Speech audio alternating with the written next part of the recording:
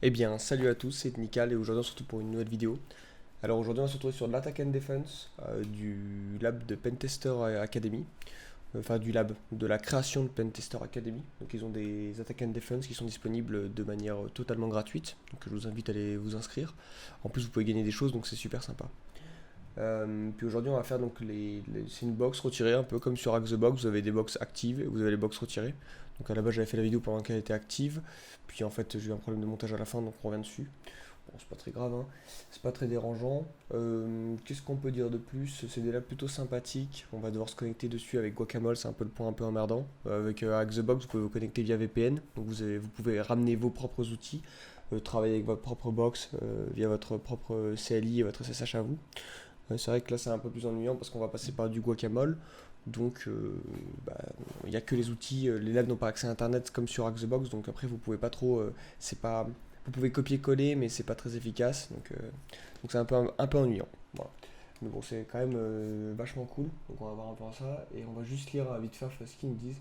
Donc en gros ils nous disent que c'est le weekly CTF, donc ça veut dire que chaque semaine il y a un CTF sur une thématique différente. La semaine dernière, enfin du coup, la semaine dernière c'était Windows, pas, mais c'est celle que j'avais fait, donc la semaine d'encore avant c'était du Linux. Cette semaine, c'est du web app, donc c'est plein de petites web apps. Et à chaque fois, c'est un petit CTF que vous pouvez faire, bah, suivant votre niveau, je sais pas, mais c'est sur 4 jours. Mais en réalité, celui-ci, je l'avais fait quasiment sans tryhard en 2 heures. Voilà. Donc là, c'est vrai qu'en expliquant des choses comme ça, on va prendre un peu plus de temps, mais oui, c'est quand même abordable. En tout cas, la partie Windows. Ils sont tous marqués as easy. Voilà, donc voilà, pour l'instant, en tout cas, tous les weekly. Donc peut-être qu'il y aura un niveau supplémentaire. Donc c'est plutôt cool. Les règles, c'est qu'il faut récupérer les 9 flags. Quand vous avez les 9 flags et que faites partie des 3 premiers participants, bah, vous pouvez tout simplement faire des espèces de write-up et demander, et tirer au sort. Je ne sais pas comment ça fonctionne, mais en tout cas, vous pouvez gagner un mois d'abonnement et un t-shirt, un casque, mais surtout le mois d'abonnement qui est intéressant. Donc c'est plutôt cool. Je vous invite comment chaque semaine, hein, si vous avez envie de tenter le coup, je vous dis, c'est pas beaucoup de temps. Pardon, c'est pas beaucoup de temps, il manque plus qu'à faire une write-up et vous pouvez gagner, donc c'est plutôt cool, des trucs intéressants. Voilà. Donc les instructions, voilà, donc moi j'ai déjà cliqué sur Run pendant que je vous parle pour gagner du temps. Ça va monter donc un petit lab en Guacamole. On en a parlé. Enfin via Guacamole, autant, désolé. Tac tac, donc on va arriver sur une petite Kali qu'ils ont préparée. On a des outils En fait, on a uniquement leurs outils. Voilà, donc on va devoir un peu se servir de leurs outils quand. Évidemment, il y a tous les outils de la suite Kali de base, donc on va pouvoir déjà se déplacer. Mais je veux dire, quand on veut des outils supplémentaires pour faire de la latéralisation Windows ou des choses comme ça qui ne sont pas disponibles dans Kali, bah, il y a des outils qui sont mis en place. Voilà. Typiquement, il n'y a pas WinPeace, c'est un peu le regret que j'ai. Par contre, il y a Seatbelt ou des choses comme ça. Bon, voilà, si vous savez pas ce que c'est comme binaire, c'est pas très grave. Some flags, ok, voilà. Donc, il y a des flags qui peuvent avoir le préfixe, il y en a d'autres non. Et on doit, voilà, ça c'est un truc important, c'est quand vous avez compromis la première target, vous devez latéraliser pour attaquer la target B. Voilà, c'est le truc comme ça, donc on verra. Ok, et bah let's go, on va déjà essayer de de compromettre la A. Donc je vous montre comment ça se passe. Vous cliquez juste sur la blink. Normalement il va vous dire qu'il est en train de le créer, mais bon, normalement ça devrait être few more secondes avant. Je pensais que ça faisait 90 secondes. Ah bah on arrive pile au moment où ça se lance, de la is ready. Et donc on va arriver tout simplement via Guacamole. Donc Guacamole qui est un RDP over HTTP. On a déjà parlé dans le premier épisode de Pentest Lab, donc si ça vous intéresse, voilà. Et donc vous voyez, donc là vous avez le lab qui est déjà monté, donc pas besoin d'avoir une machine et tout. Donc ça a des points positifs comme des points négatifs. Pour poney, je trouve que c'est quand même moins agréable, honnêtement. Parce que voilà, c'est quand même beaucoup mieux quand nos outils, le VPN, toutes ces choses-là. Moi je connais très bien ma CLI, j'ai monté Mux perso et tout, que là bah on arrive là-dessus. Et un point contraignant, c'est que vu que ça coûte énormément de ressources, à chaque fois monter un lab par personne, c'est qu'au bout d'une heure, bah, il le shutdown. Peu importe si on est dessus ou on n'est pas dessus. Donc après, il faut repartir. Bon, évidemment, une fois qu'on a des creds, etc., on peut partir plus facilement. Mais c'est un point qui est un peu négatif, je trouve. Voilà. Et puis on peut y aller. Donc quand on arrive, on a deux machines. Alors je pense que moi c'est ce que j'ai pensé la première fois. Ça c'est la machine A, ça c'est la machine B, je ne sais pas pour être honnête. De toute façon, quand on a dans l'énoncé, ils évoquent bien le fait qu'on doit d'abord compromettre la première machine, donc la machine A, puis ensuite, depuis la machine A, pouvoir latéraliser et compromettre la machine B. Donc de toute façon, si on arrive à compromettre une des deux machines, peu importe laquelle c'est, en premier, on saura qu'on est sur la machine A. Voilà. En général, c'est pas des vulnes de fou, mais bon, c'est quand même super. Enfin, c'est quand même cool pour les gens qui débutent. Cette vidéo sera beaucoup plus orientée pour les gens qui débutent. Voilà. Donc on va commencer tout simplement par scanner les deux IP. Ce qu'on va faire aussi, c'est que vu que j'ai la flemme de retenir les IP, elles sont pas très longues, mais vu que je ne peux pas copier-coller en fait de ici, copier, je vais vous montrer, via mon Joplin, on peut pas. Ça marche une fois sur deux, et évidemment quand j'en parle, là ça a marché. Du coup pour le coup ça a marché, donc écoutez, on est bien. On va copier cette deuxième machine, hop, voilà. Donc c'est un peu lui qui va nous... Je pense que ça c'est la A, ça c'est la B, on n'est pas sûr, mais voilà. Et ce qu'on va faire, c'est qu'on va lancer notre premier scan. Donc on va identifier si on a de potentielles vulnérabilités, si on a des services qui tournent sur les machines. Pour ça, je vais juste faire un -A-T4 sur donc, cette machine. Et pendant que le scan sera en train de tourner, ce qu'on va faire, c'est qu'on va ajouter dans host les IP, comme ça nous évitera de taper. Alors, il y a quelque chose qui est un peu particulier, il nous dit que la machine semble être down. Alors ça, enfin, vous voyez, ils vont vous le dire normalement, essayez -PN, qui signifie no ping. Enfin, ça veut dire qu'en gros, peut-être que la machine, c'est réel, hein, c'est des choses qui arrivent dans la vraie vie. Tout simplement, on fait de l'ICMP filtering, ça veut dire qu'on deny le ping. Voilà, donc pas de raison. Nous, on va lancer -PN et ça devrait scanner. On va ouvrir ensuite un deuxième terminal et on va venir scanner la deuxième machine, même si potentiellement c'est la machine qu'on doit attaquer après. C'est quand même intéressant de la scanner tout de suite. -T4-A. Voilà. On va ouvrir ensuite un troisième terminal. On en a évoqué, on va aller dans Vim etc host et on va tout simplement rajouter une entrée, enfin deux entrées pour les deux IP. À quoi ça va nous servir? À éviter de retenir l'IP 10.2.22.26, vu qu'on a on va avoir des problèmes de copier-coller. Pour l'instant on n'en a pas, mais ça peut arriver, donc je préfère me prémunir. Donc 10, puis c'est plus agréable, 26, d'accord, et vous mettez A. Je pense que c'est A pour le coup. 10.2, de toute façon on changera si c'est pas le cas. 245, mettez B. Qu'est-ce qui se passe maintenant? Oh, pardon. Excusez-moi, j'appuie pas sur le... J'ai un problème de clavier, c'est pour ça. J'appuie pas sur mon clavier. Maintenant, si je fais un ping de A, on voit qu'on résout bien 10.2, 226, enfin 22.26. Pourquoi ça ne ping pas? On l'a évoqué tout à l'heure, peut-être qu'il y a du l'ICMP filtering. Maintenant, on va pinguer B. B répond. Alors, la machine peut être très bien down aussi, hein. Peut très bien ne pas répondre, peut-être que le lab est mal monté ou des choses comme ça. C'est pour ça que le scan nous dira. Le scan, lui, il va quand même, on va lui retirer le ping, mais il va continuer d'essayer de scanner la machine, peu importe si elle répond ou pas au ping. Donc ça, c'est une chose intéressante. Donc là, on n'a plus qu'à attendre. On se retrouve juste une fois que les scans seront terminés. Ah bon, on en a déjà un qui est terminé, donc pas besoin d'arrêter la vidéo. On va regarder un peu ce qu'il y a. Donc, c'est pas étonnant, c'est du Windows, hein, on sait. Il y a le 3389 qui est un port d'administration qui est ouvert, qui est RDP. Je pense que beaucoup de gens connaissent, mais voilà. C'est le port qui vous permet d'avoir l'interface graphique, une espèce de prise de contrôle de la machine à distance via RDP, donc c'est vraiment via l'interface graphique entier. Voilà. Il y a le port 135, 139 aussi, et 445, donc ce sont tous, les trois là sont des ports Microsoft by défaut, qu'on se sert énormément. Alors ils sont exposés de base, c'est un vrai problème avec Microsoft, hein. Si vous avez une machine Linux typiquement et que vous la déployez, elle met pas des ports en écoute de base sur le réseau, quoi. C'est sacrément bizarre quand même. C'est ce qui fait qu'on peut avoir des vulnérabilités Wormable super facilement sur Microsoft, parce que by default la machine expose des ports. Typiquement, si on a éteint AltBlue qui était sur le port 445, qui était WannaCry, qui s'est servi pour WannaCry, WannaCry s'est servi de cette vulnérabilité-là. C'est grâce à ça qu'elle était wormable, parce que, enfin, c'est pas grâce à ça, mais le fait que by default, by design, il y a énormément de 445 qui est exposé dans les réseaux, parce que Microsoft dit tout simplement vous pouvez le faire sur votre machine, netsat-tampou, TANB pardon, sur Windows, et vous allez pouvoir voir que vous écoutez sur 445 en NI. Ce qui n'est pas une bonne chose, hein. Mais bon, c'est comme ça. Et par contre, il y a des gens qui peuvent, dans certaines entreprises, mettre des firewalls, et enfin c'est même le cas, hein, partout. On firewall les entrées pour éviter que tout simplement ces ports soient complètement exposés, quoi. Mais c'est by design, donc c'est pas très bon, quoi. Et là, on a le résultat de la première machine. Donc ça, c'est la machine A et ça, c'est la machine B, que l'on suppose. Et donc, ok. Alors, on voit aussi que c'est du Windows. On voit que c'est pas la même version, là, c'est du 2012. Enfin, en tout cas, c'est ce que Nmap pense. Et là, qu'est-ce qu'il pense? Je vois pas. Avec le fingerprint, parfois, donc il y a plusieurs méthodes. WinRM server, ok. Le subject command name, donc ça peut être intéressant aussi. Les command name de regarder, ça peut donner des informations aussi. Tout simplement parce que alors ça n'a rien à voir avec le niveau protocolaire ou vulnérabilité, c'est juste que les administrateurs peuvent rentrer des choses importantes comme, je sais pas moi, administration, je sais pas moi, admin SRV ou admin certificat, et on saura que c'est une machine qui sert peut-être potentiellement à faire du certificat ou des choses comme ça. Bon, la WinRM server, on sait que c'est une machine qui va pouvoir peut-être communiquer via WinRM. Peut-être que nous, depuis notre machine, le flux est fermé, d'accord, on ne peut pas communiquer en WinRM, mais peut-être que depuis la machine A, d'accord, si on la compromet, on pourra peut-être parler en WinRM avec elle. Donc il faudra qu'on regarde.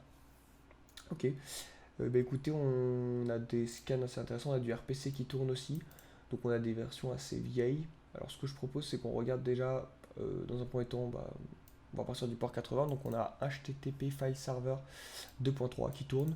Donc HFS, c'est un serveur web comme Python, donc Python Web Server, non, Python HTTP Server, pardon, qui est très utile, sauf que c'est un peu plus élaboré quand même. On peut faire des ACL, c'est-à-dire qu'on peut mettre, comment est-ce que je pourrais dire ça?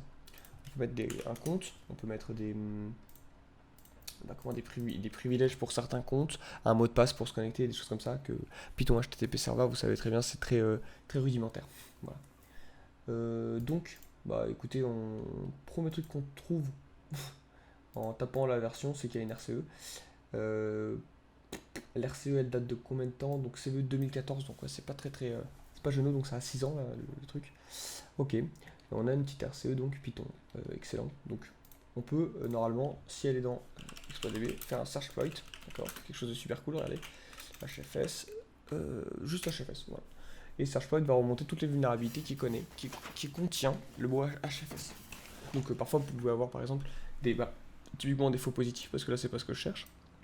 HFS-FN kernel privilege escalation, c'est carrément sur un macOS, ça n'a rien à voir avec ce que nous on cherche, ou celui-ci aussi.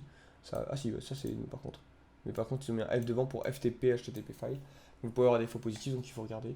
Si vous voulez être plus précis, bah, tout simplement vous mettez la version, des choses comme ça. Et là on voit qu'il y a une vulnérabilité qui est affectée, enfin c'est la même, hein, arbitrary, enfin c'est pas la même, mais la même version je voulais dire. 2.3 arbitrary file upload, et on a en 2.3.x, donc c'est exactement ce que nous on avait, hein. 2.3, bah, ça doit être 2.3.0 pour le coup, il n'y a pas de version après. On pourra la tenter, on a une RCE. Donc une RCE c'est excellent, on va pouvoir prendre la main directement sur le serveur, donc on va essayer de l'adapter. Bon, vous voyez qu'il y en a deux, donc il y a du TXT et du Python. Moi je suis, c'est ça, après ça dépend de vous, hein, de vos capacités et de ce que vous aimez. Moi je préfère largement Python, donc ça va beaucoup plus facile pour moi d'adapter le payload et de le comprendre s'il y a besoin. Donc c'est pour ça moi je prends toujours les payloads en Python. Comment est-ce qu'on fait? On regarde le nom simplement et on voit que c'est 39161. Alors 39161, on fait un locate et hop, on tombe sur le payload entier. On va venir le chercher, on va venir le chercher et on va venir le copier dans notre racine, comme ça on pourra travailler dessus. Donc cp, hop, voilà. Ce qu'on fait, c'est qu'on fait un vim dessus et on fait 39161. Maintenant il est là, regardez si je fais un STRL, voilà, bon. Et maintenant je peux faire un vim dessus. 39161. Maintenant, il faut lire toujours un petit peu la description. Au moins, il nous dit que ça va être utilisé. Ok. Là, il nous dit un peu à quoi sert le truc. Wine under Linux. Ok. Usage Python exploit.y. Donc là, il nous montre l'usage qu'il faut de toute façon. Donc c'est l'exploit, la target IP. Donc ça va être le serveur web. Donc on va quand même taper sur le serveur pour voir s'il répond. New tab. Donc curl HTTP. Ah, c'était le port 80, donc on peut être HTTP et A, tout simplement, parce que vous avez, ok, ça répond. On voit bien que le serveur répond. Ok, d'accord. Alors on peut aussi tout simplement ouvrir le navigateur, mais c'est vrai que ça peut mettre un peu plus de temps, donc c'est pour ça HTTP. Voilà. Et pendant ce temps, on va continuer. Juste pour qu'on voit à peu près à quoi ça ressemble. Tac, tac, tac. Ok. Donc en fait, ça va être. Donc la target IP, ça va être le serveur qui est vulnérable. Donc ça va être A pour le coup. Ou 10, 2, je sais plus combien. Enfin, comment c'est quoi ping A déjà? Je sais plus. Ping A. C'est 10, 2, 22, 26. Voilà. Pour ceux qui. Voilà. Là, il y a une IP et un local port qui est hardcodé. Ah, ça c'est important. Alors ça, il faut lire à chaque fois, sinon vous allez galérer. Ne passez pas comme des oeufs, lisez bien tout l'exploit parce que voilà, l'exploit est peut-être adapté, donc là pour le coup il l'est. Et you need to be using the web server hosting netcat, donc on va devoir mettre en place nous un serveur web qui tout simplement qui va écouter sur le port qui est indiqué ici, qui est hardcodé donc 80. Donc on va mettre en place un port, un serveur web qui écoute sur le port 80, qui dispose de Netcat. Probablement parce que, enfin c'est sûr à 100%, parce que l'exploit lui va venir chercher Netcat et l'exécuter. Donc on va lire, ça doit être quelque part par là, c'est user VBS, ok, local port. Donc on a quoi? On dirait qu'il y a plusieurs stages, donc un VBS, VBS2, VBS3. Donc c'est le VBS, celui-là c'est le VBS1, c'est le premier qui est exécuté, open, blabla, IP ADDR, on voit qu'il vient chercher netcat.exe, HTTPSN, donc je ne peux pas savoir parce que c'est URL encodé, etc. Mais probablement qu'il vient télécharger à 100%, enfin à 90%, netcat.exe depuis notre serveur. Donc là il y a juste à remplacer notre IP, donc via cette variable. Cette variable là il faut bien la changer, elle est où? Elle est ici. Donc c'est 192.68, c'est pas le cas. Donc nous on va devoir regarder l'IP qu'on a sur le réseau et la remplacer. Ensuite, on voit que cette IP est rappelée par la suite. Regardez, cette variable IP ADDR avec le local port. Ça c'est pourquoi, on voit que c'est pour faire quoi? On voit que c'est pour faire cmd.exe, on voit netcat. Ok, donc là c'est pour faire le netcat, c'est pour faire le reverse shell. Ce qui se passe c'est que là on voit qu'il fait en fait netcat-e cmd.exe avec l'IP. D'accord? Donc avec mon IP et le port 443. Ok, donc une nouvelle fois, on va devoir set une IP qui fonctionne. Surtout la nôtre quoi. Donc ça veut dire, bah là on va mettre la même IP pour les deux, hein, donc pour l'IP ADDR qui est ici, d'accord, on va pas modifier les variables, on va considérer que c'est la même chose. Qu'est-ce que ça veut dire? Ça veut dire que le serveur web, il va porter netcat, mais il va aussi porter le listener de notre reverse shell. C'est-à-dire que il va porter le serveur web pour venir télécharger la charge malveillante, le netcat.exe, et aussi tout simplement la partie listening, où je vais récupérer mon shell. C'est-à-dire que moi, il va venir télécharger, il va exécuter netcat.exe et il va pointer vers ma bécane. Et je vais pouvoir récupérer la main. Si c'est pas assez clair, on va le voir juste après. Normalement, c'est assez clair, mais bon, c'est pas, c'est pour ça. Puis on va être ok. Ok, bah let's go. Est-ce que voilà, on peut voir, voilà, vous voyez, donc ça c'était juste pour regarder. Le serveur web, il ressemble à ça, vous pouvez vous loguer, etc. Bon. Donc ça veut dire que si vous avez une version comme ça qui est exposée, vous pouvez vous faire instant pawn. Voilà, c'est stylé. Et puis on peut modifier ça. Donc, qu'est-ce qu'il nous faut? Il faut notre IP, d'accord? Il faut notre IP local. Comment est-ce qu'on fait ça? Enfin, je config, vous allez me dire, oui, merci. Mais comment est-ce qu'on fait quand on est dans un lab comme ça ou qu'on est dans un autre réseau? Parce que quand on est chez nous, c'est très facile. Quand on fait du Hack-the-Box, c'est très facile. Parfois, on arrive dans des réseaux, donc on doit latéraliser. Vous êtes en pentest, vous devez latéraliser. Vous arrivez sur un nouveau subnet. Votre machine, elle a 2 cartes réseau. Comment vous savez par quelle carte réseau elle passe? Ça peut être une question. Donc là, c'est une question typique de routing et de réseau. C'est très simple. Même si vous, alors si vous ne connaissez pas, regardez, on va voir. Route-N, voilà, ça vous indique les routes de votre machine. Ok. Et la question est très simple, c'est par quelle interface je passe pour joindre la machine? C'est la question qu'on doit se poser. Par quelle interface je passe pour joindre la machine? Je passe par 10, 10, 14, 1, normalement, d'accord? Enfin, par quelle interface je passe pour joindre la machine? Autant pour moi. Par quel gateway, je veux dire. Donc 10, 10, 14, 1, c'est la seule gateway que j'ai, d'accord? Et cette gateway-là, elle est sur l'interface ETH1, d'accord? Autrement dit, comment est-ce que je peux savoir ça? Si j'ai ma gateway, d'accord, 10, 10, 14, 1, ok, je l'ai. Comment est-ce que je sais par quelle interface elle doit passer si c'est pas marqué ici? Il faut que je regarde le sous-réseau. Le sous-réseau, là, on peut le regarder ici. 10, 10, 14, 0, c'est celui-ci, d'accord? 10, 10, 14, 0, slash 24, d'accord? Ça veut dire que ma gateway, 10, 10, 14, 1, est bien dans le même réseau. Ça veut dire que je passe bien par ETH1, okay, une nouvelle fois. Et si vous regardez ETH1 ici, 10, 10, 14, 2, d'accord, elle est bien dans le même sous-réseau que votre gateway. Vous ne pouvez pas avoir la gateway qui n'est pas dans votre même sous-réseau en fait, pour l'interface. Sinon, vous ne pouvez pas la joindre. Si vous ne pouvez pas la joindre, vous ne pouvez pas sortir. D'accord? Donc voilà. Et donc, c'est pas cette interface-là, pour la simple et bonne raison, parce que 10, 1, 1, 0, il n'a pas, il est sur ETH0, ok, donc c'est mon interface. Et à quoi il sert? Il sert juste à joindre le réseau, le sous-réseau 0, 0, 0, pardon, 0, 0, 0 à l'aide. Il sert juste à joindre le réseau 10, 1, 1, 0, slash 24. Parce que vous voyez bien qu'on n'a pas de gateway. 0, 0, 0, ça veut dire qu'il n'y a, pas de gateway. Et là, en slash 24. Donc ça veut dire qu'en fait, là, il a un réseau qui est interconnecté, qui est celui-ci, qu'on pourrait scanner typiquement pour voir aussi si on n'était pas. Alors, c'est pas le but du pentest, enfin du lab qu'il y a là, mais si vous arrivez sur une machine qui a 2 interfaces réseau et qu'elle a une interface qui est connectée, probablement qu'elle communique avec d'autres choses, des bases de données, un serveur, un firewall, n'importe quoi, peut-être un firewall de management, on ne sait pas. On pourrait scanner ce réseau-là, qui peut être intéressant. Voilà. Pour le coup, là, c'est pas ce qui nous intéresse. Nous, ce qui nous intéresse, c'est bien 10, 10, 14, 1. Voilà. Qui est l'interface ETH1. Voilà, donc ça, c'est notre IP. 10, 10, 14, 2, qui peut bien joindre 10, 10, 14, 1. Voilà, jusqu'à là, je vous apprends rien. Mais bon, J'ai vu que la dernière vidéo, il y avait des choses qui étaient un peu pas très claires, donc surtout au niveau réseau, donc je préfère. Et puis de toute façon, maintenant qu'il y a les timestamps sur YouTube et que c'est génial, pour une fois que YouTube fait un truc bien, bah, vous avez juste à vous déplacer dès que c'est trop rébarbatif, hein. Donc maintenant, on s'en fout, hein. 10, 10, 14, 1, hop là, donc on est bon. Et donc notre IP, c'est bien 10, 10, 14, 2, et on est bon. Let's go les gars. Donc ce qu'on fait, c'est qu'on retourne dans notre payload, et ici, dans l'IP ADDR, on va bien mettre notre IP qui est exposé. Donc vous mettez ici, tac, hop, on se met en mode insert, on va supprimer tout ça, et on met 10, 10, 14, 2. On laisse le port par défaut du Rivershell 443, ça ne me dérange pas.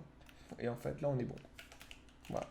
Donc, par contre, on est bon, il faut qu'on aille chercher Netcat, parce qu'on a besoin d'un serveur web. Donc, locate Netcat. Très bien. Ça fait quand même beaucoup de Netcat. Netcat.exe, parfait. USHR Windows Resources, voilà, parfait. Donc, sous Kali, vous avez les outils des binaires Windows qui sont déjà volontairement utilisés pour faire du pentest, qui sont déjà disponibles, donc prenez-les. Là, typiquement, on va prendre Netcat. On fait un point. On regarde si c'est du 32 bits ou pas. Ça peut être utile si on a des problèmes de compatibilité par la suite. On voit que c'est un peu 32, donc c'est du 32 bits. Ok, donc on a Netcat qui est disponible ici, dans la racine. Maintenant, qu'est-ce qu'on va faire? On va faire notre serveur web. Donc, comment on fait? On fait avec Python rapidement. Voilà. Qu'est-ce que j'ai fait? Pardon. Alors, c'est fonctionné, je sais pas. D'accord, parce qu'il a utilisé Python 2. Voilà. Donc, mettez bien Python 3. Et là, on écoute sur le port 80. Donc là, on a fait ce qu'ils ont demandé. La première partie, c'était bien écouter sur le port 80. Et on peut tester si ça fonctionne, d'accord? On tape 10, 10, 14, 2. Et sur le port 80, est-ce qu'on a un netcat.exe? Oui. Donc le payload va pouvoir venir le télécharger. En plus de ça, on aura les logs. Là, on a téléchargé. On va arrêter, on va clear. Hop, on va relancer. Ça nous permettra de débugger si on a des soucis. Ok. Et maintenant, on peut tout simplement... non, il faut quand même qu'on écoute sur le port 443 aussi. Donc on ouvre encore un nouveau shell. Netcat-lvp pour écouter sur le 443. Et c'est lui qu'on va attendre notre shell. Dans le payload, il disait bien qu'on doit lancer plusieurs fois pour que ça fonctionne. Donc ça ne fonctionnera pas probablement de la première fois. Mais bon, voilà. Donc c'est bon à savoir. Et maintenant, on fait tout simplement un Python de ce truc-là et on lance. Oui, bah, si j'oublie de renseigner l'IP qu'on veut attaquer, on n'en est pas encore là non plus. Internet, c'est quand même sympa, mais c'est pas encore comme ça. Donc notre cible, c'est A. Ok. Et le port, c'était 80. Voilà. Et donc ça a été exécuté. Est-ce qu'on le voit ou pas?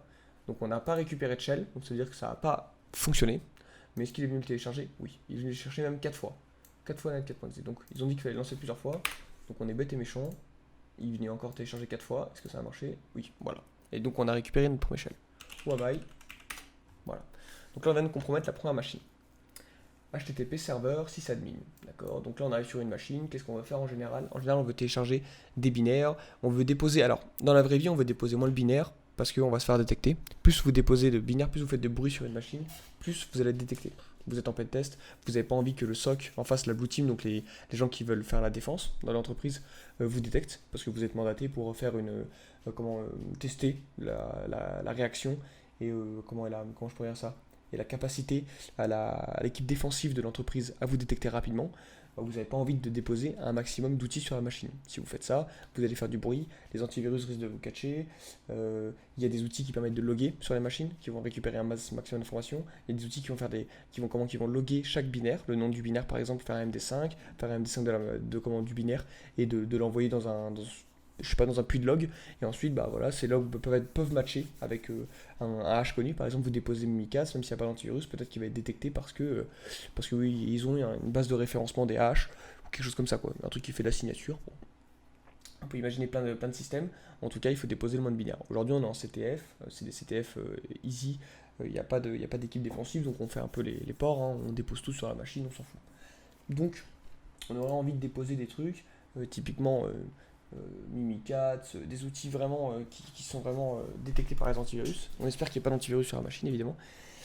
Et voilà, si on en a un, on va essayer de trouver une solution de le bypass. Soit on va utiliser des binaires qui sont en Go, qui sont complètement indétectables par les antivirus, qui fonctionnent très bien et qui vont nous permettre de dumper la mémoire. Ou tout simplement, ce qu'on va faire, c'est qu'on va désactiver l'antivirus. On va essayer de trouver une autre solution, Prives, qui est voilà. Trouver une solution à chaque fois. En général, on y arrive. Voilà, il n'y a pas de raison de ne pas y arriver. C'est juste. Enfin, si, il y a des raisons. Si la machine est bien hard, elle est bien, comment je dirais, bien sécurisé, ça va être compliqué, on va prendre du temps. Mais au bout d'un moment, il y a peut-être une erreur qu'on va trouver et on va pouvoir récupérer des privilèges plus élevés. Donc là, on peut faire un WHMySocial pour regarder si tout simplement cet utilisateur a des privilèges qu'il devrait peut-être pas avoir.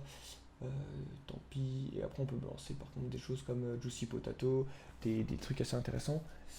Mais il n'y a pas ce qui m'intéresse. On peut regarder les ports qui sont ouverts sur la machine, s'il y a des choses qui écoutent, par exemple en localhost. Ah pardon. Alors c'est bizarre. Ok, là il nous demande qu'on est require elevation. Donc là on va juste regarder juste le groupe, net stat, local group. Net stat, ou là pardon. Net user. Donc c'est net local group. On va regarder administrator. On va essayer de trouver les gens qui sont dans administrateur et essayer de trouver. Quoi si, voilà, sysadmin est dans administrateur. Donc je suis administrateur de la box. Donc là vous allez me dire, mais comment ça se fait que tu n'as pas réussi à exécuter netstat-tmb? Probablement parce qu'il y a l'UAC. Il y a quelque chose qui fait que tant que j'ai pas les credentials de l'administrateur et que je peux pas comment exécuter pour éviter que les malwares en fait, quand vous avez un malware sur votre poste, ils puissent exécuter des commandes en tant qu'admin, bah, il faut quand même les credentials de l'administrateur. Évidemment, il y a plein de techniques pour bypass l'UAC, vous imaginez bien, parce que vous êtes quand même administrateur du poste, donc vous allez pouvoir peut-être écrire un endroit qui va être exécuté par la suite par quelque chose qui n'utilise pas d'UAC, donc il y a des choses comme ça.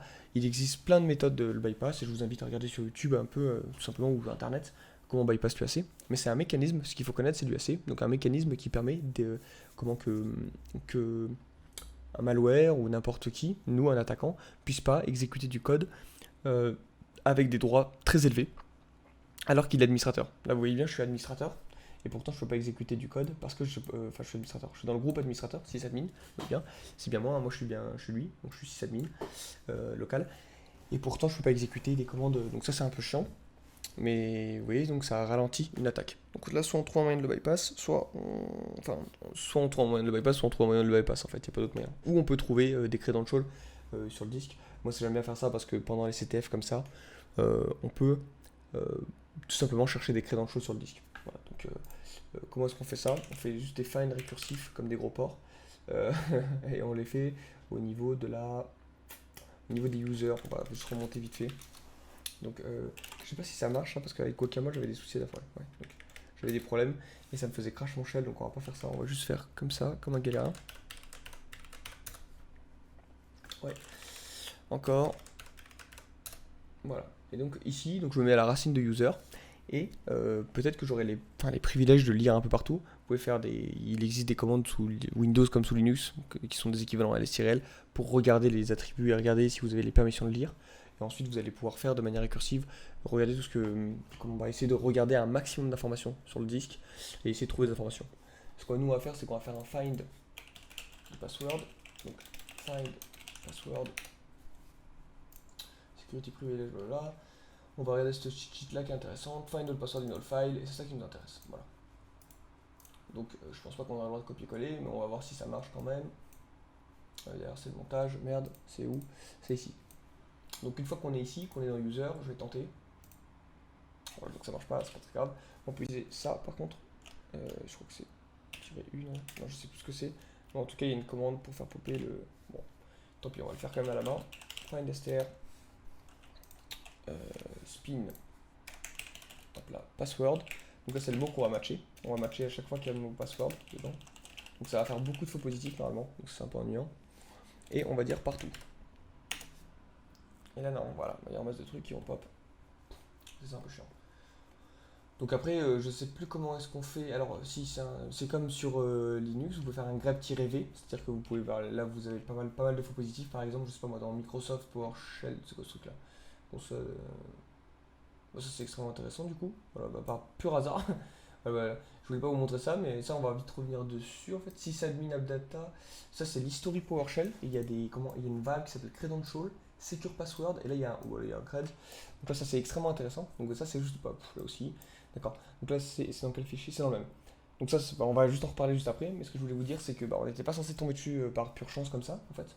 Donc ce qui se passe c'est que quand vous avez plein de faux positifs, par exemple chocolaté, vous pouvez donc faire un find str le premier avec le spin password, d'accord, et vous le pipez dans un find str -v, et vous mettez par exemple votre votre string que vous voulez pas matcher, d'accord? Donc chocolaté par exemple, ça va vous les retirer. C'est intéressant. Là pour le coup avec Guacamole, je ne sais pas comment faire parce que je n'arrive pas à faire de pipe. Regardez, quand je fais un pipe, ça fait pas de pipe. Donc, oh là, j'ai cassé le shell, je crois. Ouais, j'ai tout pété. Ouais. Donc j'aurais pas dû faire ça. Non, c'est bon, c'est revenu. Faut appuyer sur Alt Gr une nouvelle fois.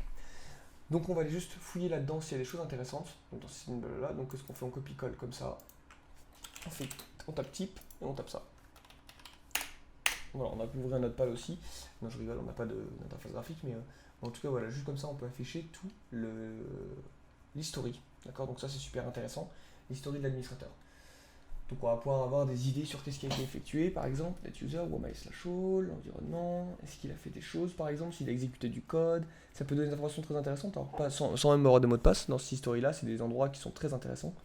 Il peut donner des informations excellentes. Par exemple, sur les dernières actions qui ont été effectuées, fait roll dump par exemple, je sais pas, ok, for reach, très bien, nestatia, find lesson, netuser, sysadmin, et là il y a un mot de passe, donc pour le sysadmin, donc ça c'est nous. Ça c'est excellent, donc on va venir le copier-coller, et on va venir mettre notre premier credential compromis, ça c'est juste trop cool, d'accord? Donc voilà, ici, on a notre premier cred, ça c'était juste là, et on va juste le mettre là, ok. Hop, et ça c'est cool. On va juste récupérer aussi, j'ai pas vu un deuxième, si sysadmin, convert to secure string. J'avais vu un autre cred dans ici, secure. Là il y a une boucle, vous voyez, for in $A. $A c'est quoi? C'est get content de cdata.txt. Ouais. Ok. Convert string, nanana. Credential. Secure password.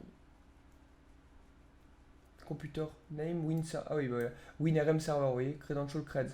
Donc là, il se connecte sur le serveur via ces creds là, donc on va les récupérer tout de suite. Intéressant, c'est quoi le remote admin? Bon, on les met aussi. Voilà. Donc on a récupéré des creds qui sont assez intéressantes. En plus, elles sont administrateurs. Donc, hop, j'ai mal copié, pardon. Tac, on va venir les récupérer. Remote admin. Donc là, on pourra se connecter directement dessus, mais c'est pas le but. Là, on a juste eu de la chatte parce que voilà, on a rentré les informations. Et tout simplement, on est tombé dessus par hasard en fait. Vous avez vu, j'ai tapé password et il y avait pas mal d'informations, et pourtant on est tombé dessus. Par contre, là j'ai mal, je me suis trompé, c'est pas ce que je voulais faire, c'était ici que je voulais mettre les. Voilà. Tac. Qu'est-ce qui se passe là? Ah, il a tout pété. Voilà. Celui-ci. Ouais, c'est bon. On va juste mettre ça sur la même ligne, 2 points. Et voilà. Et on a nos credentials. C'est-à-dire que maintenant on pourra revenir. Je sais pas pourquoi il s'est mis en. C'est rigolo qu'il soit mis en italique, je ne l'ai pas demandé. Pourquoi je l'ai pas dit? Bah, ça fait même pas la première fois qu'il me le fait, donc je sais pas pour quelle raison il fait ça. En tout cas, c'est pas très dérangeant pour la vidéo, mais je veux dire, c'est un peu chiant quoi. Donc, on va retaper. Je sais pas pour quelle raison. D'accord, bon bah reste en italique, tant pis, je sais pas pour quelle raison ça fait ça. Probablement un truc avec ça au-dessus, je sais pas. Ok, bon, en tout cas, on est pas mal. Pour le coup, on est pas mal, on a des credentials assez intéressants. Donc, ce credential-là, il est où? C'est pour se connecter sur l'autre machine, d'accord? Remote admin, on se souvient, vous vous souvenez quand on a vu dans le command name, computer name, WinRM server. Si on retourne sur le deuxième scan, c'était bien cette machine-là. Donc, on avait deux machines qu'on avait scannées au début, vous vous souvenez, donc la target B, qui s'appelle WinRM server. Donc, c'est probablement pour se connecter sur celle-ci. Et donc, ça aurait du sens. L'énoncé était de compromettre la première machine pour compromettre la deuxième. En compromettant la première, on récupère les creds pour se connecter sur la deuxième. Ce qui a du sens. Ok. Maintenant, ce que je vous regarder, c'est quoi? C'est si, admettons, on n'avait pas eu de chance comme ça. Bon, on aurait cherché un petit peu dans les creds, on n'aurait pas vu. Quand j'ai fait le find là, on n'aurait pas vu. Qu'est-ce qu'on aurait dû utiliser? On aurait dû utiliser des binaires. Donc, comme dans la première vidéo du Pentester Academy, donc le Pentest Lab, j'avais utilisé WinPeas. J'avais utilisé aussi Beeroot, qui sont des programmes de privilege escalation, qui sont des programmes qui sont codés vraiment pour essayer de trouver des vulnérabilités locales sur la machine. Donc super intéressant. Typiquement, vous le lancez.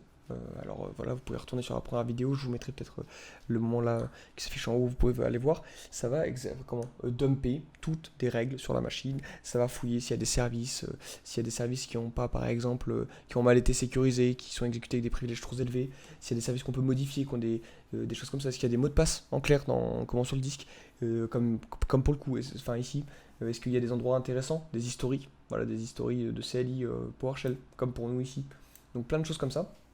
Est-ce que la machine est à jour? Est-ce qu'elle est vulnérable à ça? Est-ce qu'on peut defeat l'UAC, donc bypass l'UAC facilement grâce à un exploit ou face à un autre truc? Donc ce sont des outils très automatiques qui permettent de faire ça. Et alors ici on a typiquement, on peut pas revenir en arrière. Ok, si. Sur cette machine, on a donc une série d'outils qui sont dans Tools, voilà, qui sont disponibles. Et on a un outil un peu similaire à ça qui s'appelle Seatbelt, qui est très puissant aussi. Voilà, donc vous pouvez le déposer sur la machine. Donc on peut, pour le déposer, très facile, hein, vous vous souvenez comment on fait. On vient de la mettre là-dedans. Vu qu'on a un serveur web qui tourne sur le port 80, on peut faire une Cradle sans PowerShell. Donc là, on viendrait faire PowerShell. PowerShell, hop. Pourquoi? Oh, pardon, je suis pas sur la bonne machine aussi. Il est mon shell. Ah pardon, mais ça a cassé mon shell. Ah oui. Donc ça a cassé le shell. Donc quand ça casse le shell, aucun souci. On relance juste l'exploit qui était où? Ici. On lance une fois, on regarde. Ok, c'est bon, là il prend un coup. Et qu'est-ce qu'on voulait faire? On voulait lancer PowerShell. D'accord. Hop. Et on voulait aller chercher par exemple un binaire. Oh là, il y a un petit problème, j'ai l'impression. Ouais. Bon. J'ai l'impression que la machine a un petit souci. Pourtant, c'est un shell interactif. Ouais, c'est bon, ok. On est dans PowerShell. C'est juste qu'elle laguait un petit peu. Et on peut aller tout simplement donc chercher ce truc-là. 10, 10, 14, 2. Et là, seedbelt.exe, ok, -o, seedbelt. Alors, il faut, préférence, regarder avant si on a le droit d'écrire, parce que si je me prends une permission denied, ça serait con. Qu'est-ce qu'il dit? HTTP status not found, not matching the given URL, pas bon. Ça me paraît bizarre, on va juste taper ça vite fait en local. J'ai peut-être fait une faute aussi, hein, mais ça me paraît bizarre quand même qu'il puisse pas taper dessus. Eh bien écoute, non, il a raison, donc c'est moi qui dis de la merde. Copy link location. Ouais, ok, bah, je sais pas, j'ai dû faire une faute, je sais pas où. Tac, donc on a fait une faute, je sais pas où elle était, donc curl http, là non, curl, on copie paste, ok. On fait un -o et on fait un seatbelt, enfin ou set.exe par exemple, voilà. Et là si on fait un dir, on a bien set.exe qui est là et on peut l'exécuter, d'accord, si on a envie. Ah, par contre je sais pas comment on fait, du coup vu que j'arrive pas à exécuter, qu'est-ce qu'il dit là? The corner was not found, but, ah oui, parce que je suis en PowerShell. Si je fais ça, est-ce que ça marche? Oui. Non, toujours pas, j'ai des problèmes avec le backslash. Donc ça ennuyant, il me faudrait juste un backslash. Ok, on va en prendre un ici. Hors technique de gitan, mais c'est avec Guacamole, vous savez, j'ai des problèmes de... Je sais pas pourquoi on peut pas copier de backslash, donc je sais pas. Et merde, je refais exactement la même connerie. Hop, et paste. Et là, on peut faire set.exe. Voilà. Donc là, il a exécuté probablement. C'est bizarre qu'il ait pas mis de message en mode des fichiers de l'help. On va juste regarder pourquoi il l'a pas fait. Paste. Tirer. Non.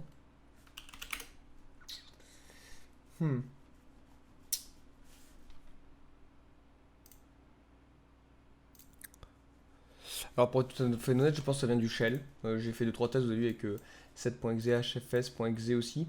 Donc hfs qui est le serveur web. Bon, quand je fais un tirage, j'ai même pas de help et tout, donc à mon avis ça doit venir du shell. Vu que c'est un shell avec... alors normalement, vu que c'est avec netcast, c'est des très bons reverse shell, donc je ne sais pas. Peut-être que ça vient de moi aussi, hein, mais peut-être que je sais pas dans quel... Je sais pas, honnêtement, pourquoi ça n'exécute pas. Si vous avez des soucis avec ça, faut surtout pas hésiter à faire un vrai reverse shell propre, hein. Bon, comme ça vous récupérez la main, ou de vous connecter par un autre moyen quand vous avez des credentials. Typiquement, nous on a les credentials maintenant de l'utilisateur, donc sysadmin, donc ça veut dire qu'on peut revenir sur la machine de manière plus propre en se connectant via WinRM ou des choses comme ça. Enfin, là WinRM ça va pas être possible, mais via, je sais pas, j'ai pas regardé les ports en fait, mais via d'autres protocoles, via SMB client, via PSExec, bien d'autres choses. Alors comment est-ce qu'on peut faire ça? On peut tout simplement, si on a des permissions, donc administrateur, donc c'est le cas, on va pouvoir utiliser Impacket, d'accord, qui est un outil très puissant qui va nous permettre d'avoir PSExec. Voilà, donc c'est du PSExec via Linux grâce à Impacket et on va pouvoir récupérer un shell en tant qu'entité système. Donc là, on pourra essayer de voir si on peut lancer le binaire parce que ça me paraît bizarre. Donc on va faire ça tout de suite. Donc on va ouvrir un nouveau shell ou pas? Ouais, on va ouvrir un nouveau shell, c'est pas grave. On va faire un locate Impacket, enfin PSExec.py. Ok, donc on a celui-ci qui est intéressant. On va juste... Merde. On va juste lancer et on va aller regarder ce qui se passe, quoi. Paste. Donc là, qu'est-ce qu'on va essayer de faire? On va essayer de se connecter avec le compte, du coup, parce que maintenant on l'a. Au début, vous voyez bien, on n'avait pas le compte, donc ça c'est ennuyant. Pour un malware aussi, c'est ennuyant de ne pas avoir les credentials, donc il est obligé de utiliser une autre méthode pour bypass l'UAC. D'accord? Parce qu'il va pas pouvoir exécuter. Si l'UAC est activé, évidemment, c'est pas activé partout. Mais voilà, donc vu que c'est ennuyant pour nous, maintenant qu'on a les creds, on peut se connecter directement. C'est déjà plus cool pour avoir un shell qui est plus joli. Parce que c'est vraiment ça le problème d'un sécu quand vous avez des shells tout pétés là avec Netcat ou quoi. C'est pas ouf. Mais en plus de ça, ça va nous permettre d'exécuter des choses avec le maximum de privilèges et récupérer la mémoire. Donc dumper les mots de passe, des choses comme ça. Donc la syntaxe de psexec, je l'ai plus trop en tête vite fait. Donc ce que je fais vite fait, c'est qu'on sort une petite cheat sheet. Et on pentest, voilà celle-ci. Et on va juste faire un CTRL F de ImPacket. Voilà, ImPacket example. J'en ai qu'un seul ici qui est très bon. On le prend, on le copie-colle. Est-ce que ça va pas marcher? Évidemment. Mais au moins, du coup, je pourrais l'adapter et le mettre ici. Voilà. Et on va l'adapter tranquillou. Donc, ça, c'est du local. Donc, on s'en fout, c'est une machine locale. Le truc, c'est sysadmin, le user. Ok. On va virer ce credential. Le credential, c'est Kitty. Underscore 1, 2, 3, 3, 2, 1. Ok, let's go. Et l'IP, on avait dit bah c'est A pour nous, donc ça c'est bon. -DCIP, on n'est pas obligé, il n'y a pas de Kerberos. Sans doute pas en tout cas. Et tac tac, c'est sûr même. Vu que c'est un compte local. Et voilà, on est bon là, on est pas mal. Qu'est-ce que je. Alors parfois il faut mettre -D et mettre local. Donc on verra si c'est le cas ou pas. On va devoir tester comme ça. Pour des raisons. Hop là, voilà. Bah merde, du coup faut que je réécris tout. Bon, ok, on va tout réécrire, c'est pas grave. Parce qu'on peut pas copier-coller, ça marche pas.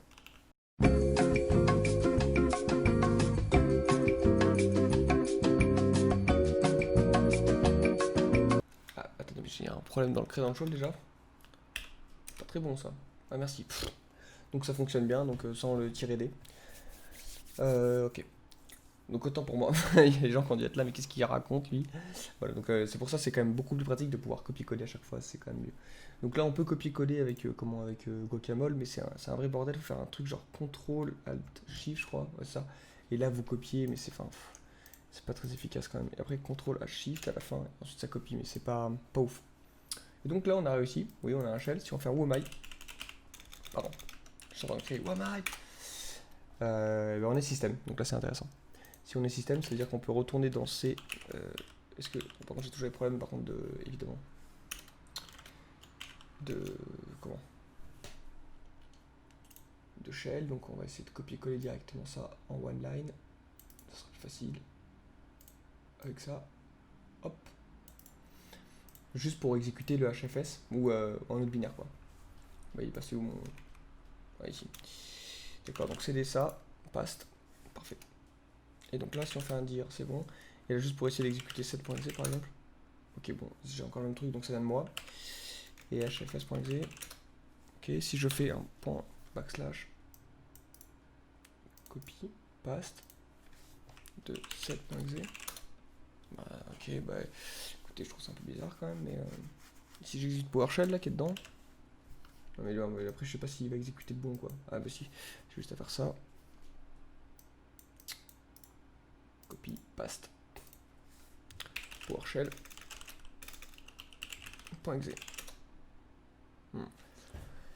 Donc ça marche bien. Ok, je ne sais pas pourquoi ça exécute pas HFF, enfin en tout cas pourquoi ça affiche pas l'help et sitbelt, pourquoi il affiche pas d'help. Peut-être qu'il est cassé. C'est possible qu'on ait mal téléchargé avec curl. Je trouve ça un peu bizarre, mais ok. Bon, c'est vachement chelou quand même. Pour le coup, on va essayer de mettre un autre binaire, d'accord, dans le service web. On va télécharger un autre binaire, on va regarder tout de suite là. Pour être sûr. Donc comment est-ce qu'on fait ça? On va chercher un petit script, par exemple, invoke mimikatz en PowerShell typiquement, qui peut être cool. Donc on fait une nouvelle fois, on retourne sur notre machine haute, donc sur celle-ci. On ouvre un nouveau tab si on n'a pas un dispo. Tac, ici par exemple, on fait un locate de mimikatz. Voilà ce qu'il y a. Il y en a beaucoup. Est-ce qu'on peut faire un locate de PS1? Non. Je crois que c'est invoke mimikatz. On va taper locate invoke tirer. Ouais, ça va faire chier. Ah si, invoke obfuscation, on n'a pas le truc là. Mimikatz, mimi. Alors le tirer I qui est très utile aussi. Voilà. Parce que c'est pas sensible à la casse, pour ça qu'on ne voit pas. Ok. On va copier ça, d'accord, dans notre serveur web. Et on va voir, parce que moi vu que c'est du PowerShell, on verra rapidement. Curl HTTP, donc 10, 10, 10, pardon, 14, 2, d'accord, invoque mi cats.ps1 -o mi.ps1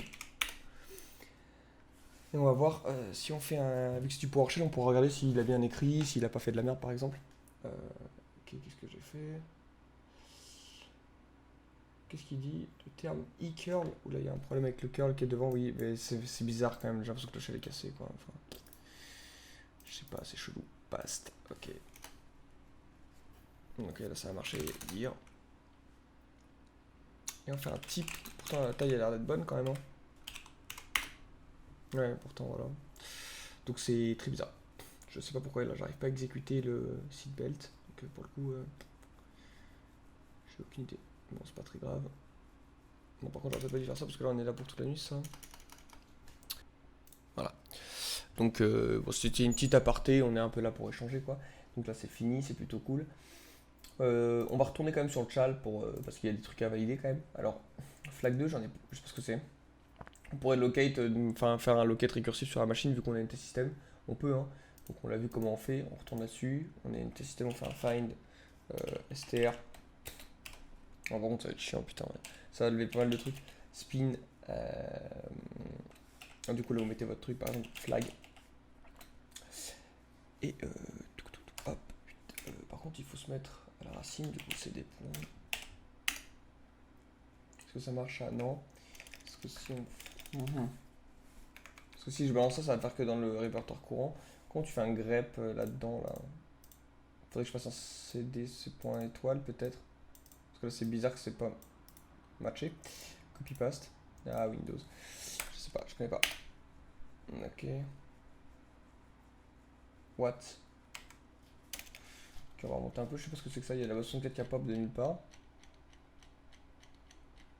Beaucoup de base 64. Ok. Est-ce que ça a matché flag? Je sais pas ce que c'est que ce truc là. Pour être honnête. Ok, bon. Et donc. Flag 1, flag 2, flag 3. Administrateur user enter LMH6. Donc ça c'est facile, on va les récupérer grâce à l'unicas. C'est ce truc là que je sais pas où récupérer en fait, pour être honnête. Je sais pas du tout. Est-ce que c'est marqué les flags? Est-ce qu'on doit les récupérer? Contrôle flag.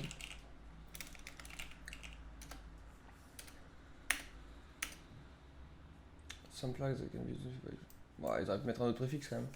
Ça aurait été cool quoi.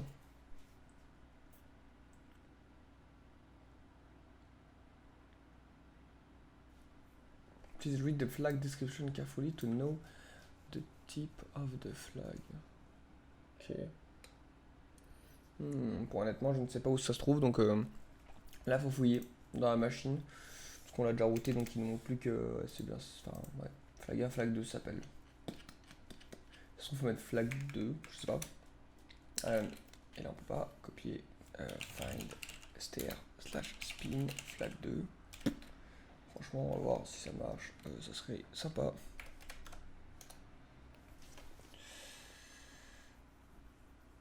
J'ai aucune idée de ce que je fais actuellement. Pour être honnête avec vous, je suis en train de chercher le flag. Je sais pas ce que ça peut se trouver. Peut-être sur Xbox, il y a flag user et flag admin. Donc peut-être que quand vous êtes dans le flag user, donc dans le home du user, peut-être que vous avez un flag. Je suis pas allé voir pour l'instant, mais peut-être, ouais. Donc c'est un peu dommage quoi. Bon, mis à part ça, en tout cas, le but c'était quand même de compromettre les machines. Donc c'est quand même réussi pour l'instant. On est quand même pas trop mauvais. Il nous manque plus qu'à latéraliser sur la deuxième machine, mais on a déjà le mot de passe pour administrateur, parce que le truc s'appelait remote admin. Ça laisse entendre qu'il a des privilèges assez élevés sur l'autre machine, donc on va essayer de se connecter sur l'autre machine. On va essayer de regarder ça. Donc on va quand même récupérer ce truc là. Alors ces deux là je sais pas. Flag 7 et 8 je ne sais pas. Mais en tout cas plain text password remote. Ça on l'avait récupéré du coup. On l'a récupéré dans l'history, donc ça c'est bon. Comment est-ce qu'on récupère les hashes de administrator et de web admin? Alors ouais, webadmin, c'est quoi ce user là? On l'avait ce user? On va regarder ça tout de suite là. Il est encore en cours lui. Webadmin, net user webadmin. Ouais. Donc il est sur la machine A. Donc qu'est-ce qu'on va faire? On va juste lancer Mimikat, d'accord? On pourrait dumper le SAM aussi. Hein, vous faites un reg, je sais plus. Alors vous avez une commande pour récupérer. Donc dump SAM. Voilà. Vous faites un reg avec le registry. Vous pouvez tout simplement récupérer ça. Donc voilà, c'est ça. Reg save ça. La security et système. Voilà. Et ensuite, voilà, secrets dump. Vous pouvez les lire en local et puis vous aurez l'intégralité du contenu. Donc c'est cool, c'est rapide. Vous y prenez, vous y mettez dans le serveur web, ça fonctionne. On a cette première possibilité là qui fonctionne. On a la deuxième aussi qui est d'utiliser crackmapexec avec le module LSASI qui est super puissant. Alors je sais pas s'il est disponible sur la box. Enfin, on va regarder tout de suite s'il y est en 2 secondes, ça sera fait. C'est le module qu'on avait vu dans la première vidéo du Pentest Lab. Donc crackmapexec, on fait un -u, hop, sysadmin pardon, -p, kitty, underscore, voilà, 1, 2, 3, 3, 2, 1. Et ensuite, évidemment, l'IP. Donc la target, c'est A. Et par contre, il faut mettre le protocole, c'est SMB-A. Voilà. Donc là, ça marche. Il vous dit qu'il est PONED le compte. Donc c'est-à-dire que les credentials sont effectifs.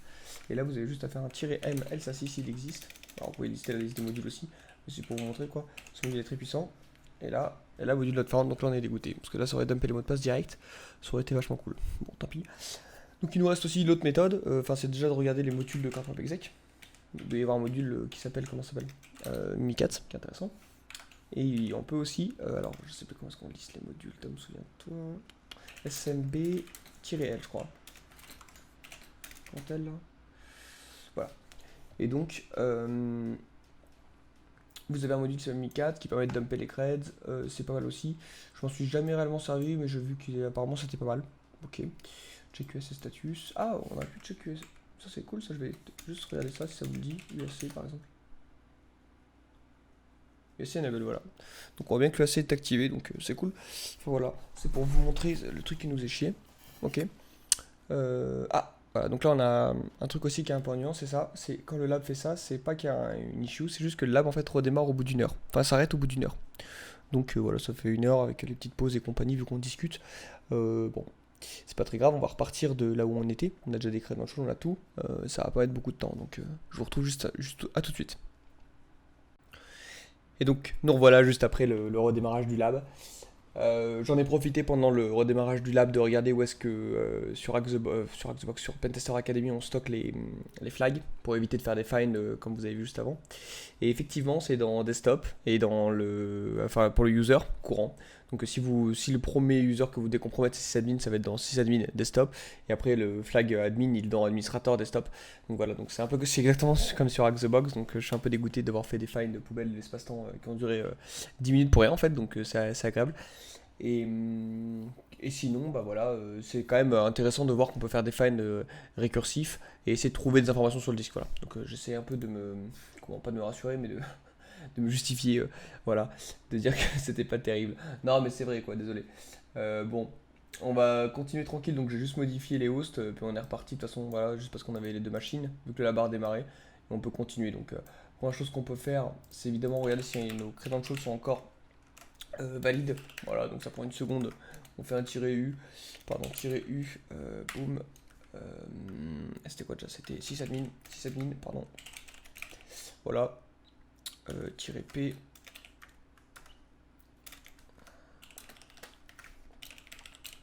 Score 1, 2, 3, 3, 2, 1. SMB-A. Non, SMB-A, pardon, suivant. SMB, c'est le protocole, d'accord? Vous avez les protocoles. SMB, MSQL, LDAP, voilà. Donc on voit encore que c'est les mêmes creds, donc on peut continuer. Donc ça, c'est cool. Heureusement, ils ne changent pas les creds à chaque fois, sinon ce serait une épreuve contre le temps et ce serait insupportable à filmer. Donc c'est plutôt une bonne chose. Ok. Donc on va continuer tranquillou, on va aller récupérer les flags qu'on voulait. Donc on avait fait soit avec Impacket, bon on va reprendre Impacket du coup, locate, sexec, on aurait pu faire du evil winrm, des choses comme ça. On a plein de méthodes. Enfin, pour avoir Evil WinRM, évidemment, il faut regarder si. Bah, on peut regarder tout simplement si. Par exemple, exec sur ça, sur WinRM, si ça me pawn ou pas.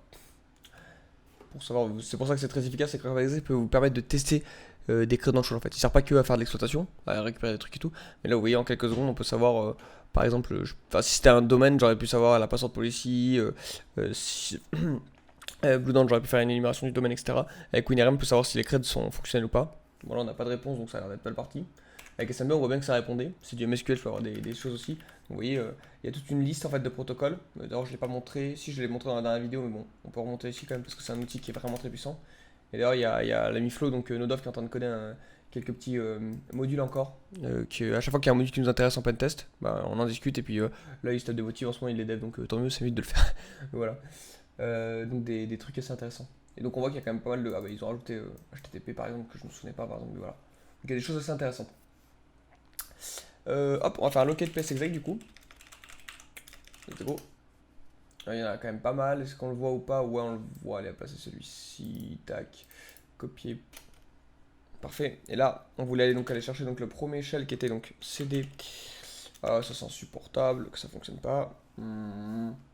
C'était dans quoi? CD user. Donc je sais pas comment je vais faire. Bah, CDC. D'accord. Alors ça je vais pas. Oh là là, je vais pas y faire ça. Ça va mettre une heure. Donc là je vais juste passer en accéléré. Ça aura plus de sens pour aller chercher les flags parce que ça va être insupportable vu que je ne sais pas comment faire un anti-slash. Il faudrait que je trouve un anti-slash quelque part. Enfin non, un slash plutôt. Attendez quoi, c'est quoi qu'on veut nous? CD. Ah non, c'est un anti-slash nous. On en a un là en fait, je suis un abruti. Et là on a le premier flag. Tac. Ok, let's go. On va le flaguer tout de suite. On y va. Copier. Est-ce que là ça marchera encore le copier-coller? Ouais, ça marche, parfait. Donc je le mets dans Joplin. On va aller chercher le deuxième flag du coup. Qui se retrouve dans l'administrateur. C'est-à-dire qu'on a routé la box. Donc c'est-à-dire qu'on a les permissions au maximum. Type flag 3. .txt. Voilà, donc là, on prend les deux flags de la première machine. Il faudra aller chercher même sur l'autre machine hein, quand on l'a routé aussi. Flag 3, parfait. Et là maintenant, la prochaine étape, c'est vraiment, on est dans le cas d'une latéralisation, parce que là c'est un peu CTF, on cherche des trucs. Qu'est-ce qu'on veut? On veut récupérer évidemment tous les hash, on en a parlé. On a envie de faire un MiCats, donc là c'est ce qu'on va faire. On va préparer un MiCats sur la machine. On a plusieurs méthodes pour faire MiCats, on peut dumper la RAM, on peut exécuter le MiCats. Nous on va juste exécuter le MiCats aujourd'hui, ça serait plus sympa. Donc c'est parti. Donc on s'ouvre un terminal, une table.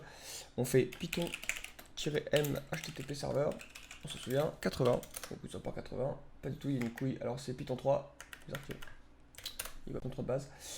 Une fois que ça c'est bon, il faut qu'on ramène du coup, si on regarde, il faut qu'on ramène du coup locate MiCats. Il faut qu'on ramène MiCats dans le serveur web, parce que sinon on ne pourra pas le télécharger, ça va être compliqué. Oui, MiCats.exe là. Ouais, oui, très bien. Copie.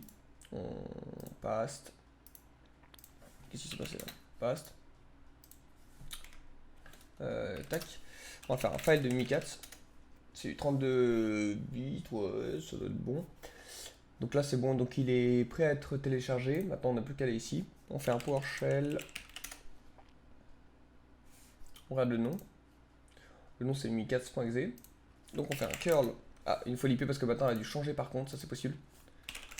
Config, ETH1, 10.10.14.2, non c'est le même. Okay. Curl donc HTTP. Et là on va venir chercher notre binaire. Micats.exe -o mi.exe. Parfait. Et là on peut normalement exécuter mi.exe. Tac. Et putain, j'ai fait craquer le shell, pardon, attends moi. Donc c'était dans quoi que on était là-dedans.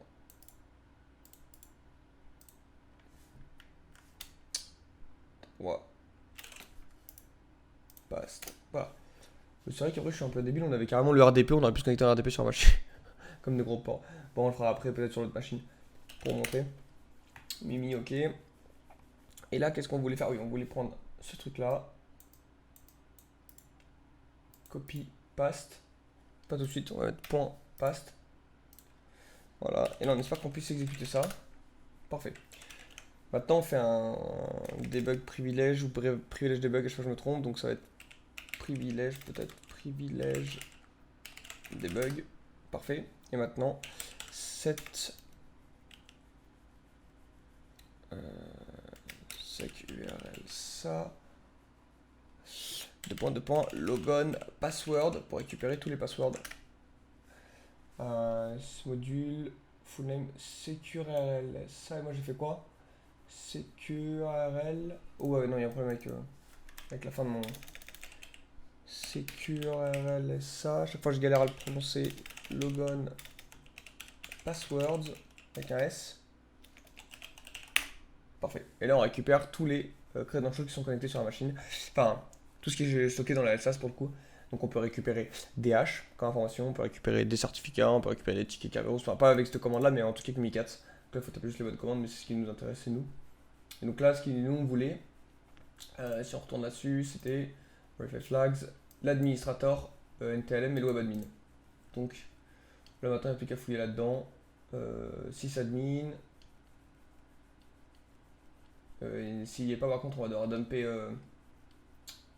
dumper sysadmin. Ok, il n'y est pas. Donc là, il faut dumper le SAM. Je crois que c'était ça. Je me souviens plus. Attendez, ça dump si, c'est ça, je crois. Ah si, voilà ça. Ok. Voilà. Ça dump SAM. Voilà, donc en fait, c'est comme ça. Ça vient chercher directement le SAM. Donc on récupère le hash NTLM de l'administrateur. On copie. Tac, pas du tout ici. Hop là là. Donc, et on marque tranquillou ici. Administrator. 2 points ça. Et je rajoute webadmin. Ok. Webadmin. Voilà. Donc là on est pas mal. On va flaguer un peu tout ça déjà, ça veut dire qu'on aura fini la première box. Donc on est parti, hein, là c'est juste recopier. Donc flag 2, ça c'était donc le premier flag qu'on a eu. Alors l'étoile ça m'étonne qu'il soit, hein, je vais pas mentir. Flag 2, c'était donc la machine, comment le user, c'est-à-dire qu'on ownait sysadmin. Ok. Flag 3, c'était donc l'administrateur, ça veut dire qu'on a réussi à privex la machine qu'on était admin.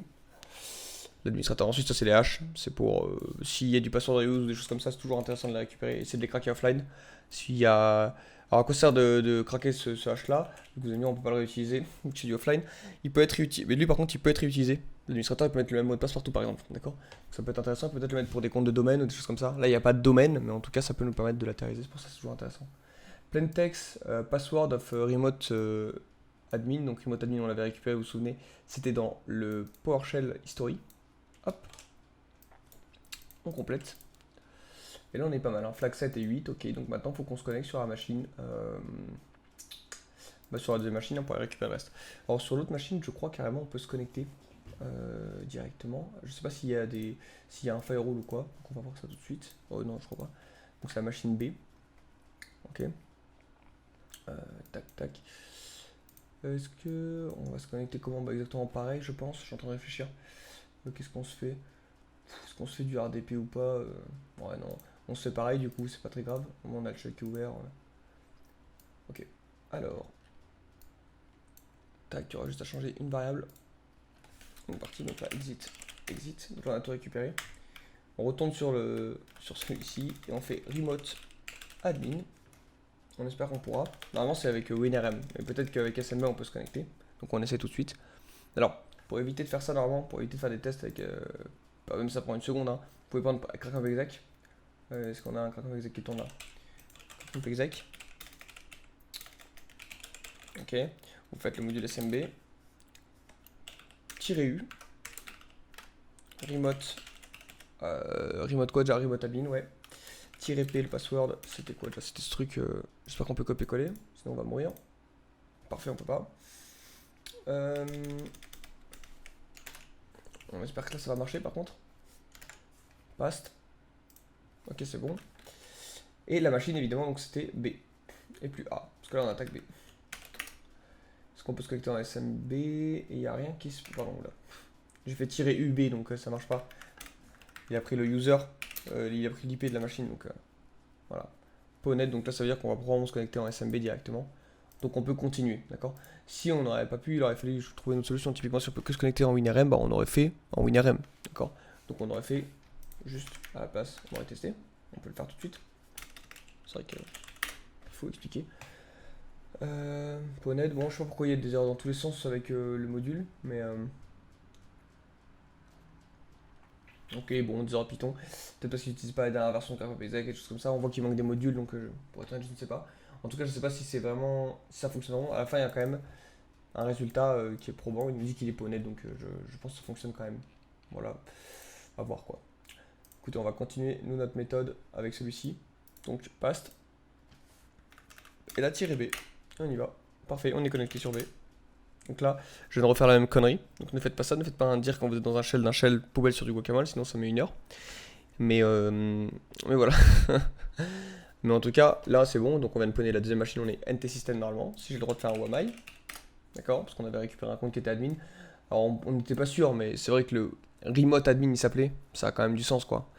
Donc voilà. Après, si on n'avait pas eu les droits à admin, on n'aurait pas pu lancer de PS exec.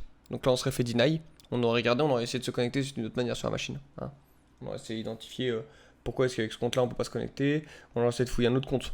Ok. Pour le coup là ça fonctionne. Donc tant mieux. Et let's go. Donc là on va juste regarder si quoi. Bah juste aller chercher les flags du coup. Hein. C'est le truc. Hein. Et voilà on voit qu'il y a le flag set. Type flag set. Nice. Ok. On peut le copier. Quel flag set. Ensuite on ira chercher le flag 8.